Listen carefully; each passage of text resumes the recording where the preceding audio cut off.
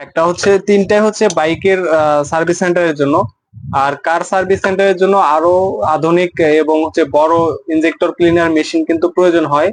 তো মূলত এখানে যে তিনটা মেশিন আছে তিনটাই হচ্ছে বাইক সার্ভিস সেন্টারের জন্য অত্যন্ত গুরুত্বপূর্ণ। আপনি যে কোনো একটা নিলেই হবে, কিন্তু তিনটার ফিচার্স কিন্তু তিন ধরনের, একটু আলাদা আলাদা চেঞ্জেস আছে। তো এখানে আহ অতুলের দুইটা মেশিন আছে।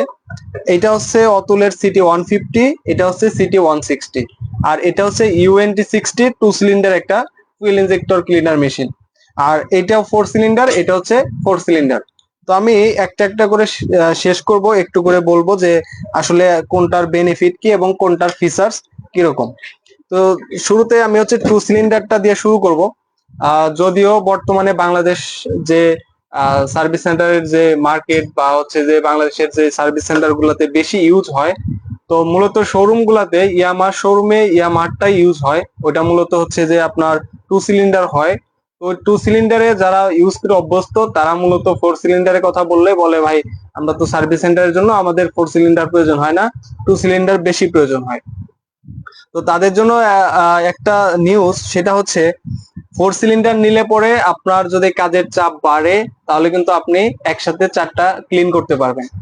আর হচ্ছে যদি আপনার 2 সিলিন্ডার হয় তাহলে আপনি একসাথে 2টা করতে পারবেন, কিন্তু কম্পেয়ার করার মতো কোনো অপশন থাকবে না।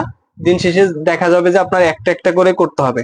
আর এটা হচ্ছে যে আপনি একটা হয়তো ইউজেস ইনজেক্টর চেক করলেন, আর একটা হচ্ছে আপনি বাইকেরটা যেটা ইনটেক থাকবে সেটা একটা দিয়ে দিতে পারবেন। দেওয়ার পরে আপনি হচ্ছে কম্পেয়ার করতে পারবেন যে আসলে আমার কোনটা ভালো কাজ করতেছে এবং কোনটার তেল কতটুকু মারতেছে। এটা হচ্ছে টেস্টের জন্য। আর হচ্ছে আপনার এইখানে মেন যে বিষয় সেটা হচ্ছে যে এখানে বেশ কিছু ফিচার্স আছে। যদিও আমি এখন আপনাদের ইলেকট্রিক্যাল লাইন দিয়ে দেখাইতে পারবো না, আমি হচ্ছে যে আপনাকে জাস্ট ফিচার্স বা বেসিক কিছু বলে দিব যাতে করে আপনি নিয়ে ডিরেক্ট রেডি টু ইউজ করতে পারেন।